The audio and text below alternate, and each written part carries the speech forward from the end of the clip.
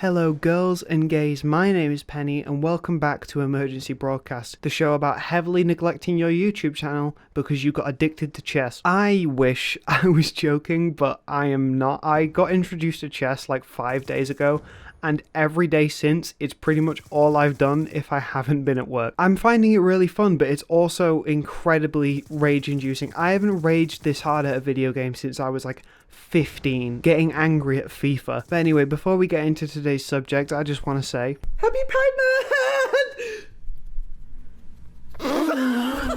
That's right, it's Pride Month, it's Gay Month. Be gay, do crime, which at this point is just being gay. Now, as you can tell by the title and thumbnail, I have had a weird relationship with Pride over my near decade of being out as queer. My journey of being queer started when I was born, technically, but I first came out as bisexual when I was around 12 to 13 years old. When I first came out to all of my friends at school, I was very openly gay, like flag, voice.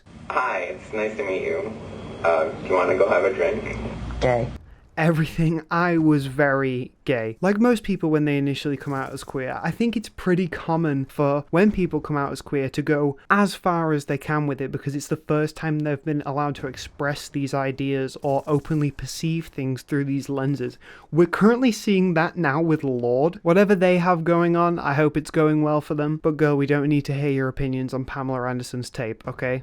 With me acting very queer, I got a lot of pushback against that. I don't know if you've heard of a much bigger YouTuber than me, Dan Howell, but if you are familiar with his coming out video, I can promise you that the way he got treated in school and the way I got treated in school is not much different, and there's a pretty significant age gap between us. And when I was met with these responses, that very quickly turned into shame, and that shame very quickly turned into internalized homophobia, and this is where my strange journey with Pride begins. For the longest time, I actively hated Pride, and I actively denounced it to anyone who would ask me about it. Please keep in mind, during this time, I was also trying to worm my way back into the closet, so it wasn't a particularly happy period of my life. But I very much had the idea that Pride was stupid. You don't choose to be born as gay, so you know, why would you be proud of something? It's not like it's an achievement. That's like being proud of where you're born, and nationalism's bad.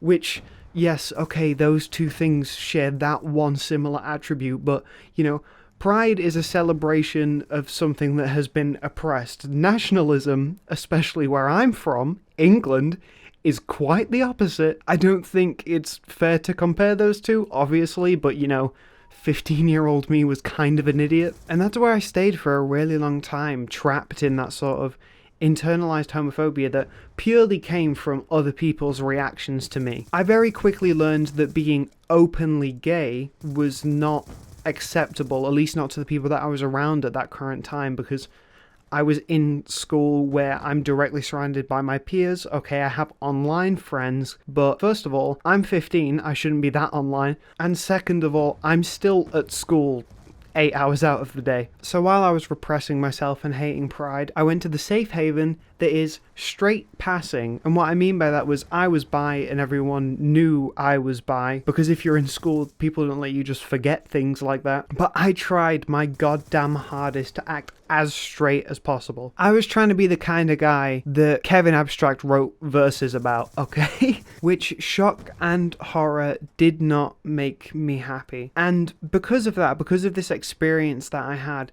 now when I see other gay people who behave in these ways, you know, whether it's, should I say names? I have a feeling people may know who I'm on about.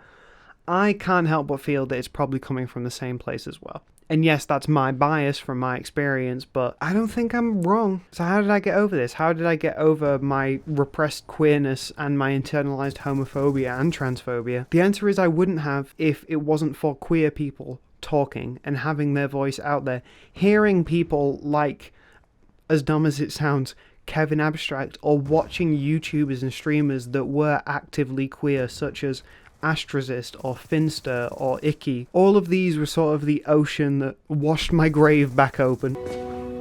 Say that again? And allowed me to at least be more honest with myself. And I'm not going to say that I am perfect. I'm not.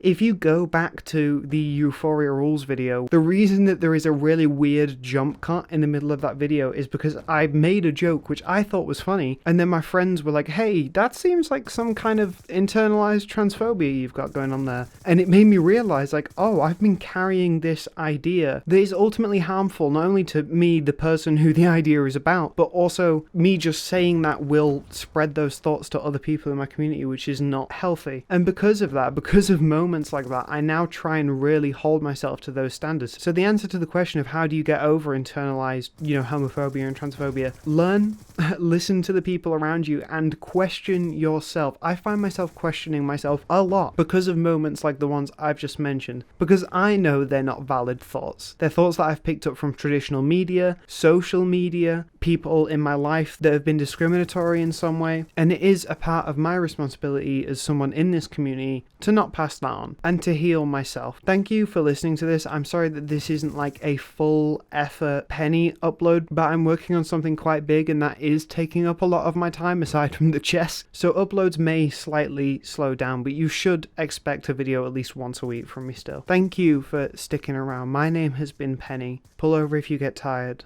Call me back. And bye.